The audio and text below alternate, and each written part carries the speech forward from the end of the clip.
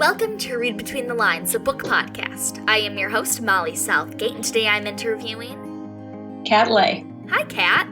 How are you doing today? I'm doing well. Can't complain. Good. So can you tell me about some of the things that you've written? Sure. So for the last 5 years or so, I've been co-writing the series Lumberjanes. I love that series so much. Thank you. Yeah, I think I've talked about it on previous episodes before, too. Oh, excellent. I got my start writing comics professionally with Boom, who publishes Lumberjanes. I started by, I'm an artist and a writer, so I would do little backup stories for some of the issues.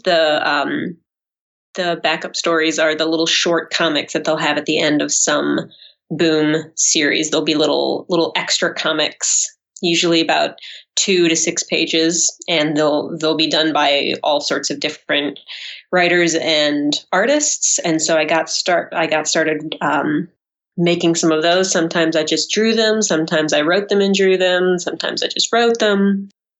And most recently, I wrote and illustrated a graphic novel called Snapdragon that just came out at the beginning of February. Yes, and that's great, too. I was actually, I got a request submitted for this interview a while ago, and I saw it, and it said that you wrote Snapdragon. I was like, oh, all right, I'll check that out. So I read it, and it was excellent. And then later, when I went over to your booth at C2E2, I saw that you also wrote Lumberjanes, and I was like, oh my gosh. Like, I've accidentally read all of your comics and not realized you were the same person. Yeah, it happens. Yeah. So do you have a favorite book? That's a hard question to answer.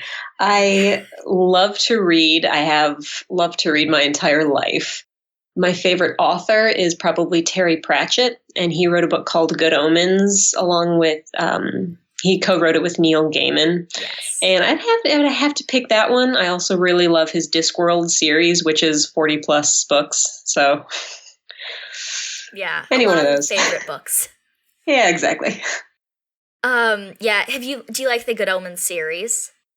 Well, Good Omens is just the one book, and then Discworld is Terry Pratchett's long parody fantasy series. Oh yes, I know. I actually read Good Omens, but I meant the series on Amazon the series. Prime, right? I think it's. I did. I actually really enjoyed that.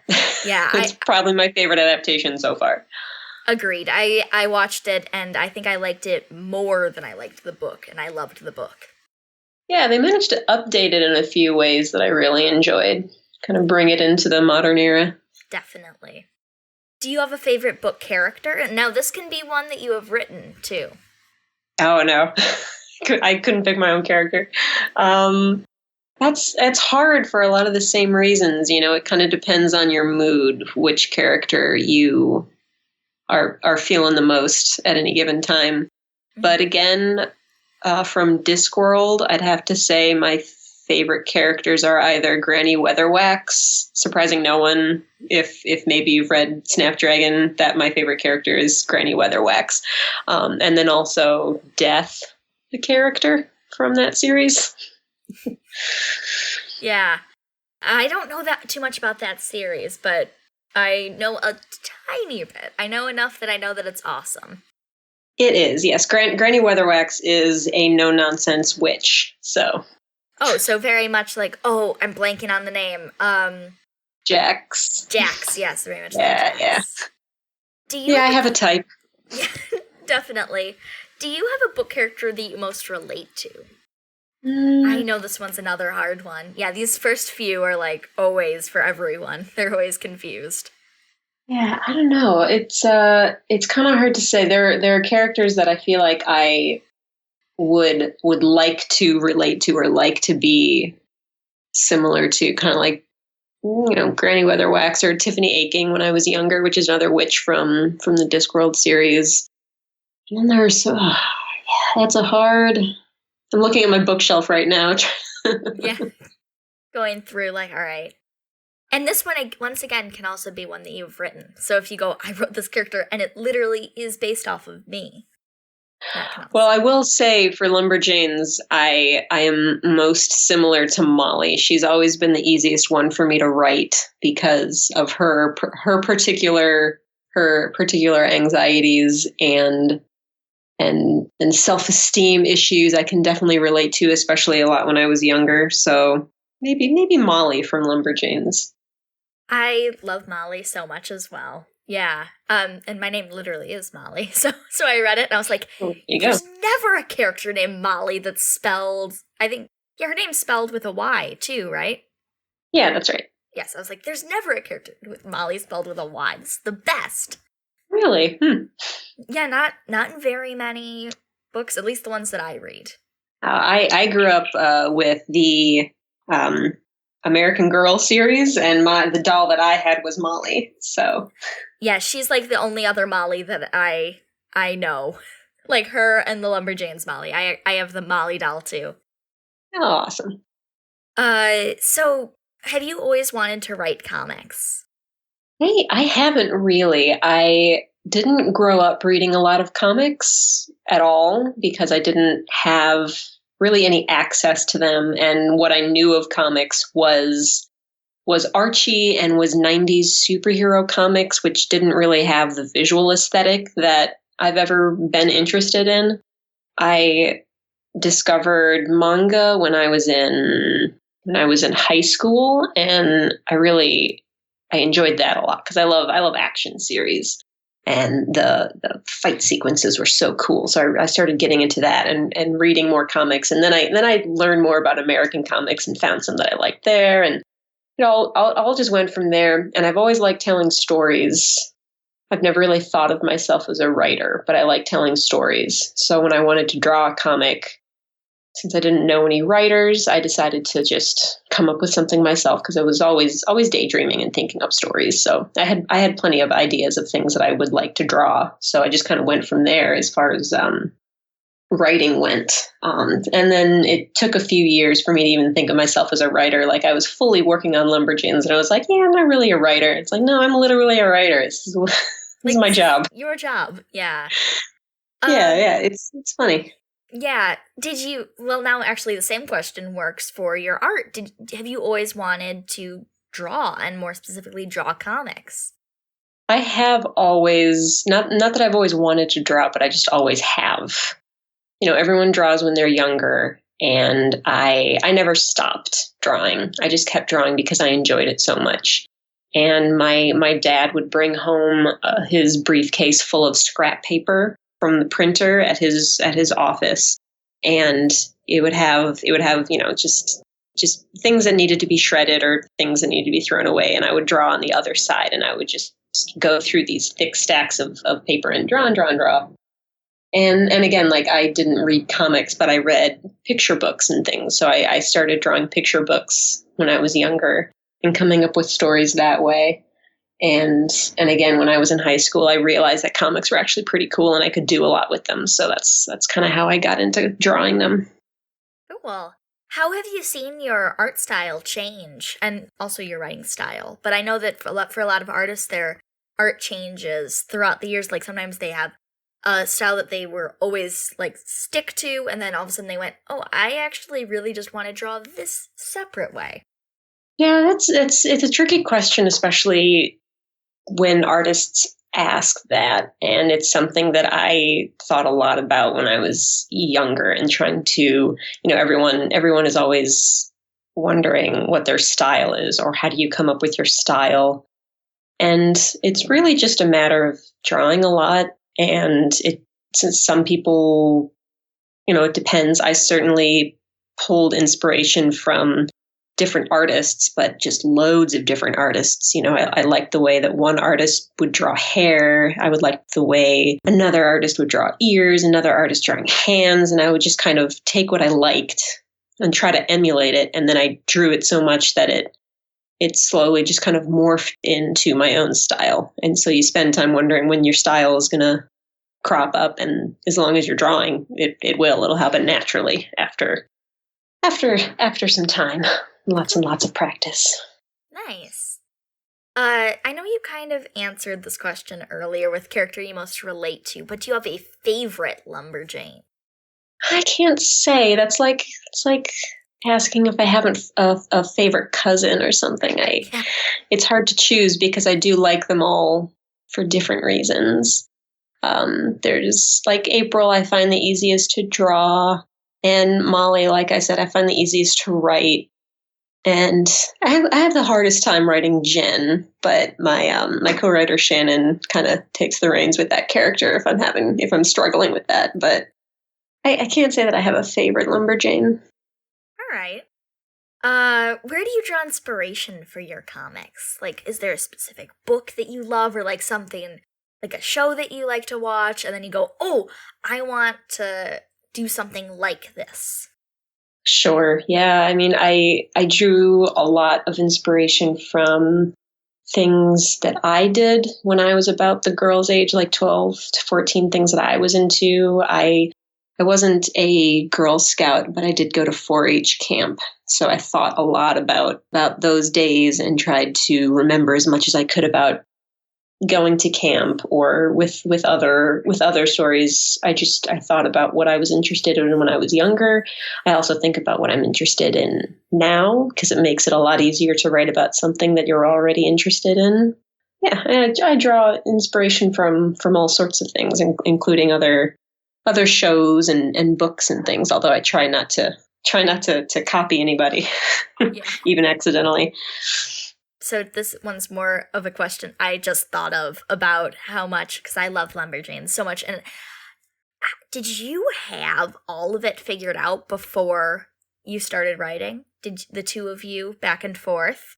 Because it is so, like, how it slowly unravels what's happening is so well done. Did you have that, like, pre-planned?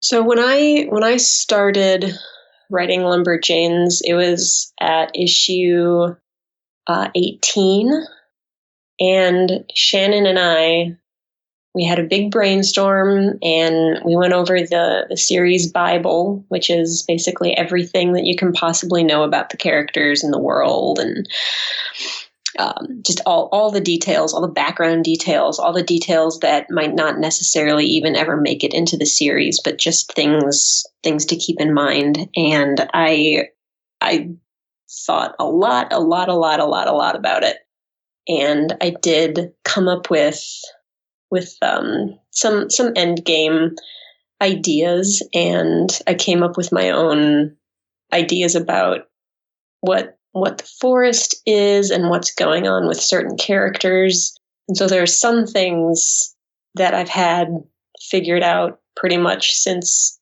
I started working on it. And then other things that have cropped up very naturally. Some things that have surprised me. And so, yeah, partially yes, partially no. I've definitely left a lot of room for the series to grow since it has been going on for so long. So yeah. Is there going to ever be an end in the foreseeable future? Because you said endgame stuff. Like, will it end, or will the summer last forever? Yeah, that's a good question. I certainly am not the only person that works on Lumberjanes. Like, Mariko Tamaki and Brooklyn Allen have been doing the middle grade book series, which is very good. And there have been lots of other people working on comics. So I know at some point my tenure on the series will end, but I don't know yet when that will be. Let's just say that. All right. So do you have a dream project, like, that you ever want to do, or that you have already done that was like one of your favorite things? That's a good question. I generally have a list of stories that I would like to draw. I really like the graphic novel format for telling stories, and I'm basically just going down that list of ideas and working on things as I go. Snapdragon was one of those, and I'm currently working on another graphic novel that has not been announced yet, but and I've got half a dozen other stories. Sometimes they're just one little sentence, but it's something that I want to grow into something longer. Mm-hmm. So sure, yeah, it's my dream project is whatever I am currently working on because I'm getting paid to create comics. So that's the dream. Nice. Yeah, true. Yeah, there are certain jobs like for like writers, and like I'm an actress, and like it's like when you take a step back and you're like, oh, this is really cool.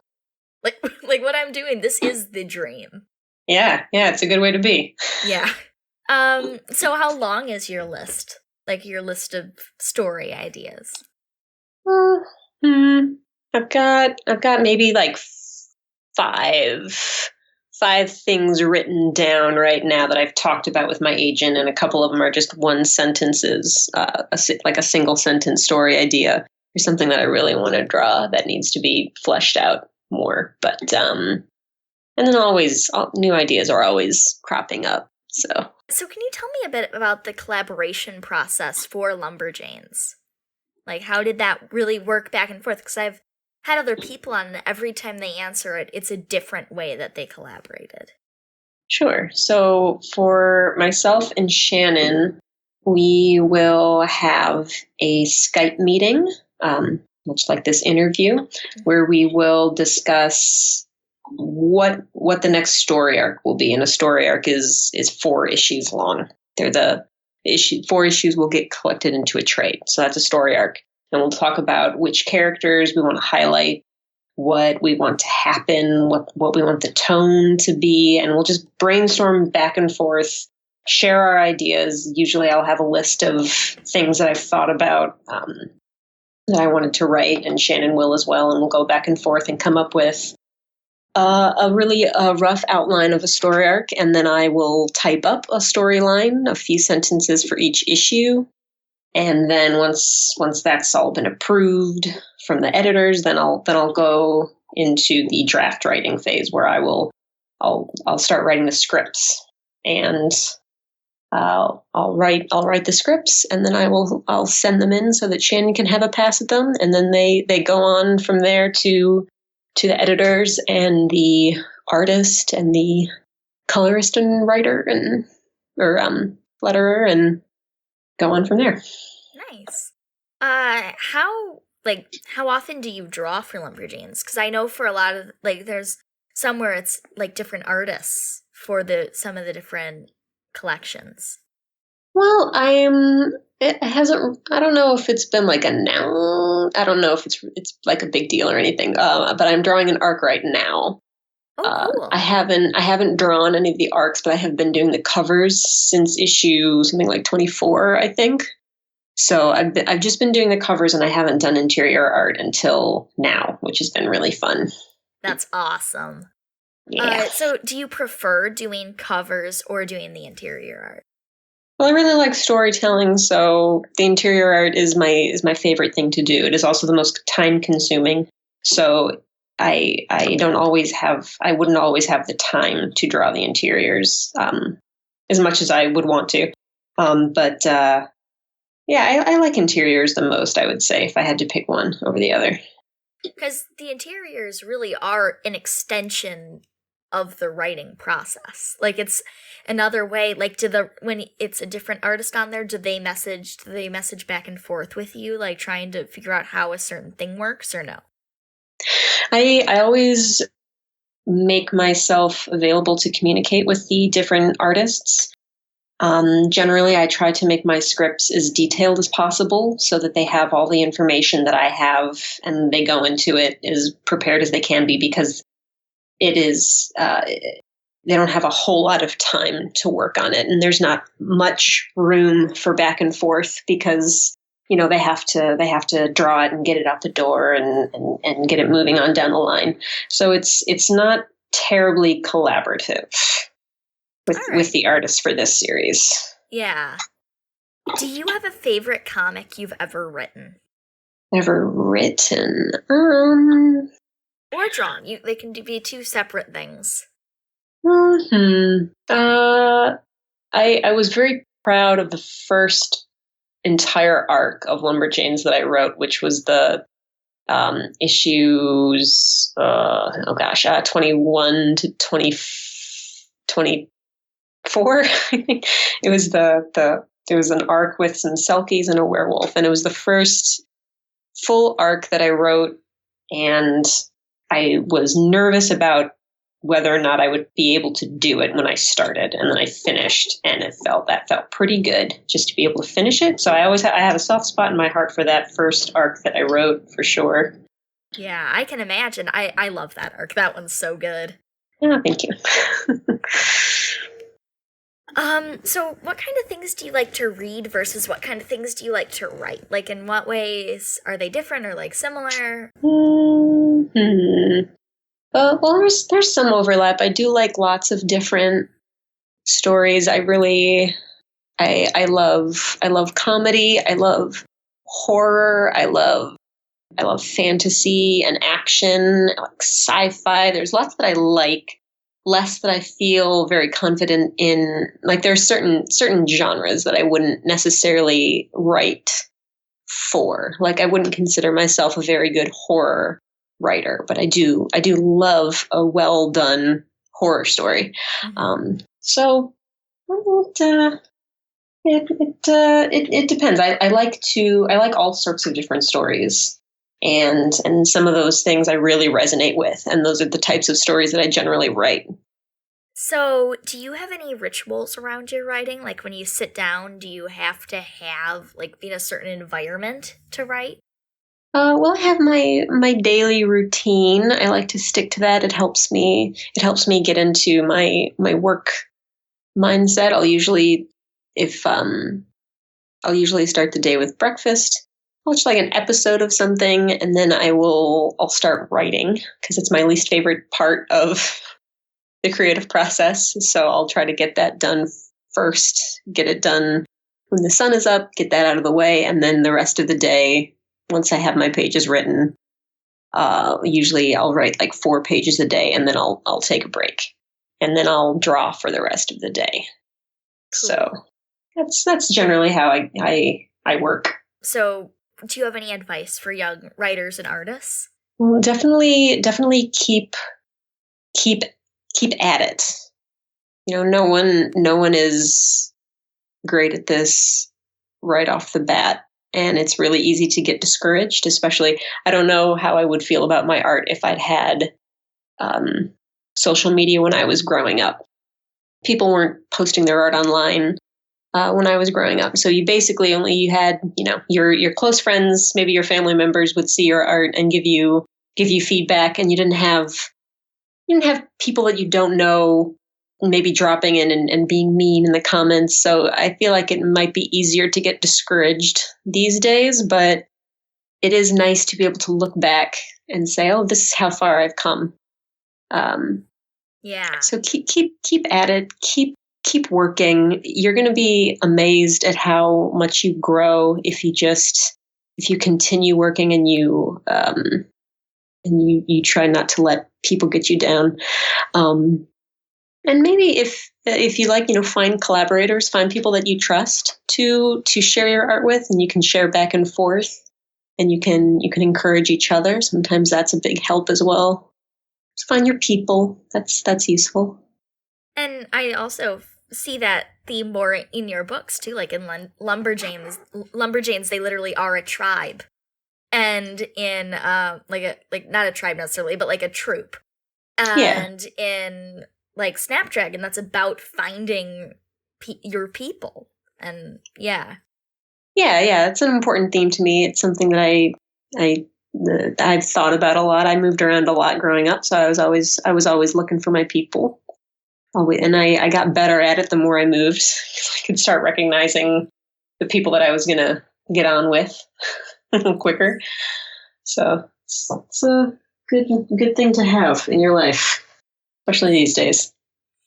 If only you moved somewhere where there was a witch and she used to be in love with your grandma. That would be believe perfect. me, I was always looking for her. Yes. I was always waiting I was convinced I was going to find that person when I was a kid. Well, now that I've read your book, now I want to find that person. Keep looking. So what projects do you have coming up? Well, I'm still plugging away on Lumberjanes. Like I mentioned, Snapdragon just came out, and I'm currently working on my next graphic novel, which hasn't been announced yet, so I don't really want to say, but I am working on. I've been busier than ever lately, and you can keep an eye out for the arc that I'm drawing as well for Lumberjanes. Can you also just say quickly what number that is, like in the graphic novels or like in issues, if you know? Good question. It will be issues 73 to 76. Oh my! I didn't realize, because I know Lumberjanes is a very long series, but I didn't realize that we were already at like issue 73. Yeah, well, you're not going to get to those ones for a while yet, so yeah. I don't know. I can't even. I haven't done the math yet to figure out when those will even be out. So everyone, it's going to be a bit of a wait. Keep your eyes open. Just keep getting Lumberjanes. Yes, you'll get to it eventually. All right. Do you have anything more to add? That's about it for me. Okay. Thank you so much for being on. This was a great interview. Yeah, my pleasure. You're a good interviewer. Thank you. I had a lot of fun. All right. For Read Between the Lines, my name is Molly Southgate. I'm Kat Leyh. Let's end this the way all great stories end. Happily ever after. The end. Thank you for listening to Read Between the Lines, a book podcast. This episode is hosted by Molly Southgate. It is edited by Rob Southgate and produced by Southgate Media Group. You can get in touch with the show at readbetweenthelines@gmail.com, or you can send us a voicemail at 708-887-9473. That was 708-887-9473. You can also find us on Instagram at Read Between the Lines Podcast. Thank you so much for listening.